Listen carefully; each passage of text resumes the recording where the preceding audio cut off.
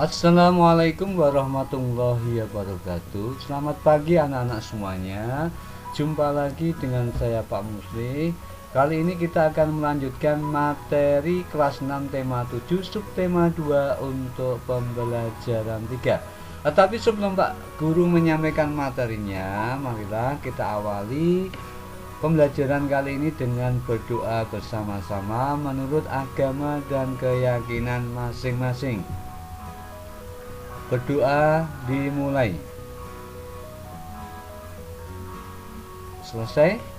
Anak-anak semuanya, perlu saya ingatkan, biasakan anak-anak semuanya untuk selalu menerapkan protokol kesehatan, ya. Laksanakanlah 5M demi kesehatan anak-anak semuanya. Semoga kita semuanya selalu diberikan kesehatan dan perlindungan dari Allah Subhanahu wa Ta'ala. Baik anak-anak, kita masuk ke materinya. Kita akan mengingat kembali tentang bagaimana anak-anak semuanya melaksanakan pengamalan sila keempat dalam kehidupan sehari-hari, ya, dalam pengamalan sila keempat dalam kehidupan sehari-hari. Seperti kita ketahui bahwa kita dalam kehidupan sehari-hari selalu berinteraksi dengan masyarakat di sekitar kita. Makanya itu kita harus mengamalkan nilai-nilai dari Pancasila. Nah, nilai-nilai Pancasila pengamalan sila ke-1, 2, dan 3 sudah kita pelajari. Selanjutnya kita mempelajari dan menerapkan nilai-nilai pengamalan Pancasila sila yang keempat. Nah, yang pertama, tidak memaksakan suatu kehendak kepada orang lain. Yang kedua, mengutamakan musyawarah dalam pengambilan keputusan. Yang ketiga, menghargai pendapat orang lain. Yang keempat, tidak memotong pembicaraan orang lain.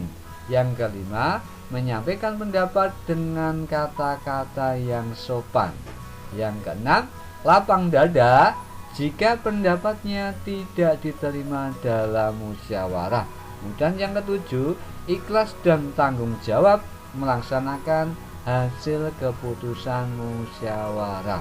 Nah, itu beberapa contoh ya dalam kehidupan sehari-hari yang harus kita amalkan Pancasila sesuai sila yang keempat seperti yang sudah Pak Guru sampaikan tadi. Kemudian yang berikutnya, sila keempat tadi bisa kita terapkan juga dalam kehidupan di sekolah, berbangsa, dan bernegara. Karena untuk musyawarah kita dijamin pada pasal 28, yaitu kemerdekaan berserikat berkumpul untuk mengeluarkan pendapat. Kemudian yang berikutnya kita juga akan mengulang kembali tentang kerjasama sosial budaya negara Indonesia dengan negara-negara ASEAN. Nah, kali ini kita pelajari dulu tentang kerjasama di bidang sosialnya. 1. Saling membantu dalam bencana kemanusiaan. Kemudian yang kedua, kerjasama di bidang pembangunan sosial untuk meningkatkan keadilan sosial dan perbaikan standar hidup masyarakat ASEAN. Kemudian yang ketiga, membantu kaum wanita dan pemuda dalam usaha-usaha pembangunan.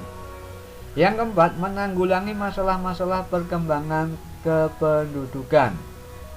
Kemudian ada organisasi kerjasama ASEAN Minister Meeting. Kemudian Social Welfare Development, artinya forum pertemuan tingkat menteri ASEAN untuk bekerjasama dalam penanganan masalah kesejahteraan sosial. Kemudian ASEAN juga membentuk Health Minister Meeting, artinya pertemuan tingkat menteri kesehatan ASEAN yang bertujuan untuk meningkatkan kerjasama di bidang kesehatan. Lebih-lebih pada saat ini wabah virus COVID-19 mewabah di hampir seluruh belahan dunia. Jadi kita saling kerjasama juga di bidang kesehatan. Kemudian yang berikutnya, kerjasama di bidang sosial antar negara ASEAN. 1. Pertukaran budaya, pertukaran kesenian, juga pertukaran festival film ASEAN. Kemudian yang kedua, penandatanganan kesepakatan bersama di bidang pariwisata ASEAN. Artinya ini bisa saling mempromosikan pariwisatanya antar negara ASEAN. Terbukti negara kita banyak dikunjungi oleh wisatawan baik dari ASEAN maupun dari mancanegara maupun dari negara-negara di dunia. Yang paling terkenal adalah banyak yang dikunjunginya Pulau Bali.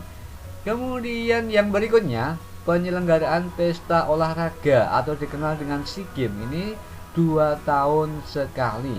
Dan Indonesia menjadi tuan rumah SEA Games yang pertama pada tahun 1979.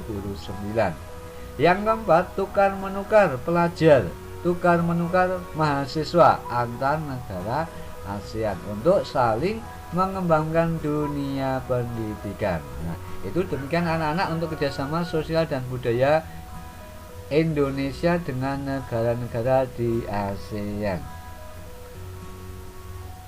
Kemudian yang berikutnya, kita juga akan mengulang kembali bagaimana anak-anak memahami unsur-unsur pidato. Kemarin sudah beberapa kali disampaikan unsur pidato itu ada salam pembuka. Salam pembuka bisa dengan ucapan Assalamualaikum warahmatullahi wabarakatuh. Kemudian dengan ucapan selamat pagi, selamat siang, selamat malam, dan lain sebagainya tergantung kondisi waktu pidato. Kemudian pendahuluan ini berisi ucapan syukur. Jadi ajakan ucapan syukur kepada Tuhan Yang Maha Esa. Kemudian penghormatan kepada hadirin yang hadir di situ, kepada yang terhormat Bapak Kepala Sekolah, yang kami hormati Bapak Ibu Guru, yang kami hormati Bapak RT, yang kami hormati masyarakat Desa Kauman dan lain sebagainya. Kemudian penyampaian materinya atau masalah yang akan disampaikan dalam pidato. Kemudian yang ketiga, menyampaikan isi atau inti dari pidatonya. Kemudian yang keempat, penutup. Nah, penutup di sini adalah berisi harapan-harapan dari pidato. Kemudian penyampaian ucapan permohonan maaf dalam pidatonya. Jadi dalam penutup ini pertama bisa menyampaikan harapan dulu, kemudian ditutup dengan demikian pidato dari saya, kurang lebihnya mohon maaf. Kemudian ditutup dengan salam penutup. Nah, salam penutup ini sebagai ucapan terima kasih dalam penyampaian pidato. Misalnya, atas perhatian Bapak Ibu semuanya, kami ucapkan terima kasih, seperti itu. Demikian anak-anak unsur-unsur pidato. Jadi silahkan nanti anak-anak di bukunya itu kalau ada teks pidato silahkan dicocokkan mana yang termasuk salam pembuka, mana yang termasuk ucapan syukur, mana yang termasuk penghormatan, mana yang termasuk penyampaian materi, mana yang termasuk isi pidato, mana yang termasuk penutup, dan mana yang termasuk salam penutup. Demikian anak-anak, mudah-mudahan bermanfaat. Kurang lebihnya mohon maaf. Terima kasih. Wassalamualaikum warahmatullahi wabarakatuh.